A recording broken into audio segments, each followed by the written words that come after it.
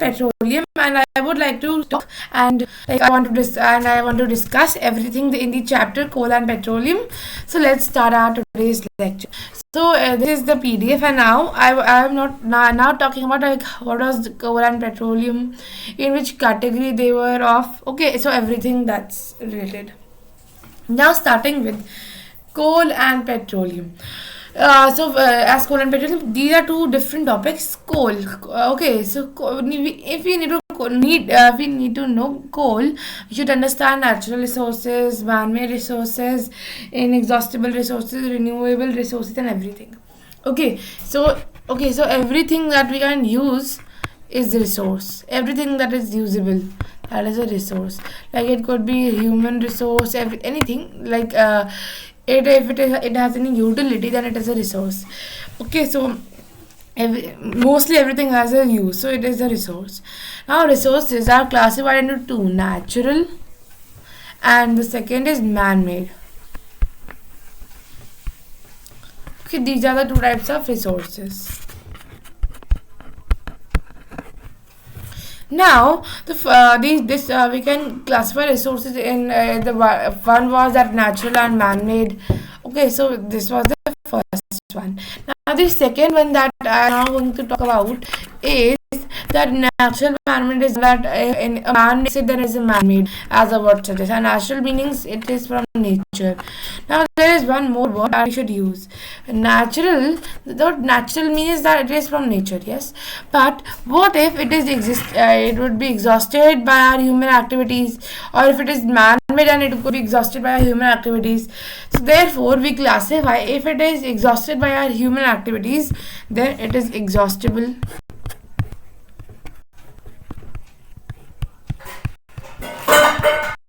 Okay, whereas inexhaustible, the same. Inexhaustible, it is not exhaustible. Inexhaustible inexhaustible, it could be natural or man-made. Okay, and for natural, M for man-made. Natural inexhaustible can be sunlight and sand. These are it cannot be replenished by human activities. Exhaustible could be drinking water. Why am I writing drinking water? Because this earth is 66% of water, but I am saying drinking because it should be potable water. Drinking water, potable water, the same thing. That it can be exhausted by activities of human activities.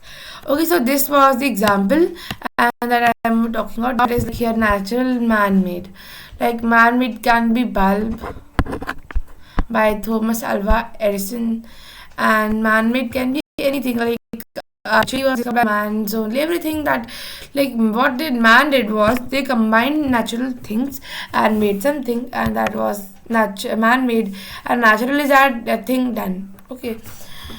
So now air is also inexhaustible and natural. Normal water is inexhaustible, but distilled water or potable water is exhaustible. Okay, now moving ahead. Now our next topic in few seconds will be coal. So now to understand coal, we should know that how did it formed and what is the meaning of coal and how the word suggests it.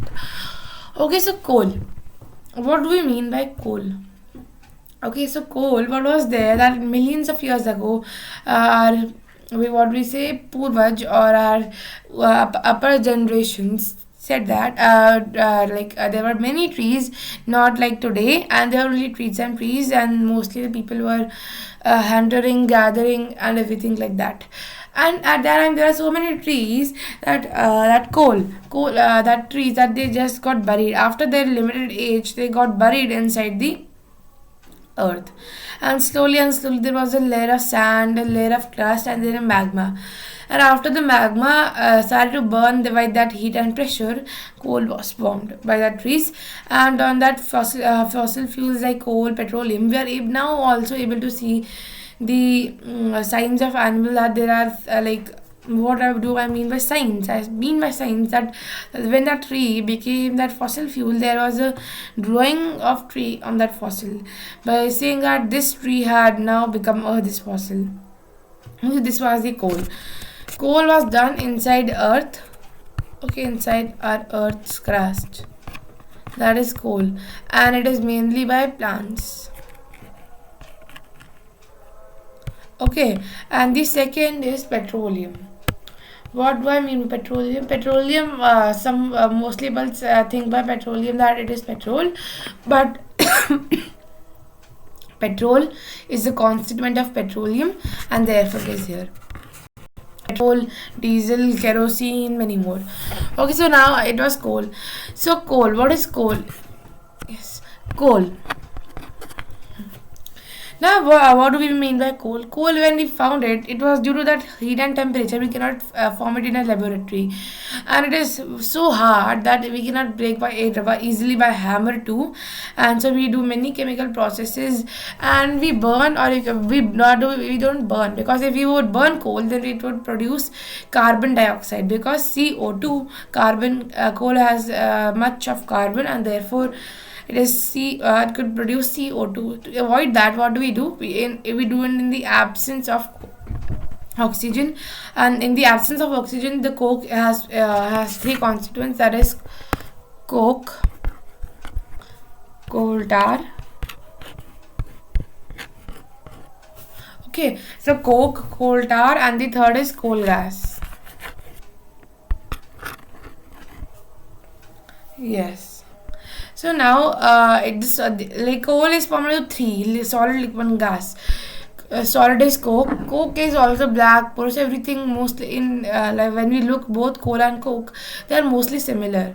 Okay, so mostly similar, and coke has many uses, and coal tar by we like synthetic dyes. Everything is made of from coal tar. Like naphthalene balls used to replenish the moths in our homes and rooms. That is coal tar. And coal gas was firstly used in London and New York. First in London 1810, and in New York in 1820.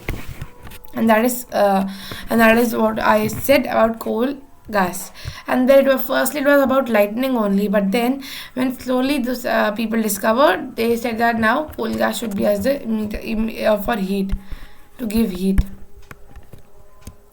Okay, now the story was like about this only, that it was 300 million ago there were trees and plants that were shed off, and therefore these shed off were too inside that earth's crust, and therefore forming coals, and that we call fossil fuels. And now the one thing is what is carbonization?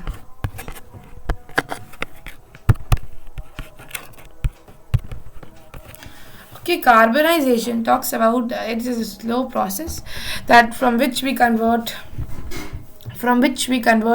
the like the normal trees into what now how can we define carbonization, because many people say that how can we define that carbonization. So first, to define carbonization, we should know that what is carbonization. So to understand carbonization, we should say that carbonization what happens in carbonization is when that slow process where due to that earth's heat and pressure, these living organisms which were inside the earth's crust got buried, and slowly with that heat and temperature that cannot be produced in the laboratory, these fossil fuels by the slow process of carbonization converted into the coal, and that's carbonization, because that the trees were producing oxygen, and now what about after this heat and temperature, now it is coal, which is a carbon element, and therefore we say it's carbonization, because they are forming carbon mainly, and therefore we say carbonization. Okay, so this was about carbonization, that's what I talked about. Now our next topic is about we have done about coal, and now uses. Yes, now uses of coke. Coke can be used in manufacture of steel,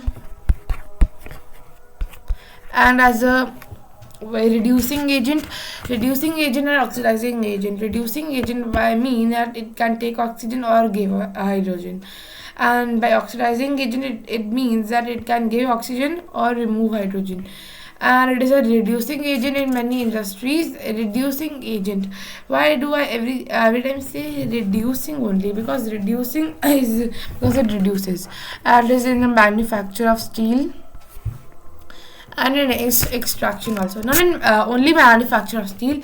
As I said that the industries of steel is the backbone of other industries, as everything made up of every industry is made up of steel only, and therefore steel is the main use, and it has many uses like extraction of many metals. Okay, now moving forward. Now, what is petroleum? Now, it is formed by two words. What do we say? Petra and oleum. Okay, now petroleum. Now, what do I mean by petroleum? So now this petra means rock, and this oleum. What does oleum mean? As a word, it's oil. So we say it is rock oil. We say it is crude oil too. Crude oil. Oh, it's a crude oil too. Okay, now the condition comes that what is the difference between petroleum and coal? Everything would be talked about here. And now what petroleum was found ways before, because all the animals died in that river. Okay, in the river. And what happened that in that river, what happened that now it was after this the same process happened in the sea, that the animals got deep buried inside our that crust, sea's crust, and slowly seabed, and then slowly this with same heat and temperature they reached, and what they reached was that heat and temperature, and they formed as petroleum. But petroleum is crude oil. It is in the form of oil, but coal is in the form of solid state. Okay, this is the main difference of coal and petroleum. But from petroleum we can form many like at different temperatures we can form like asphalt at high temperature, and we can form LPG, liquefied petroleum gas, and many food. It is not lesser. Like, we can form petroleum, petrol, kerosene, diesel, everything.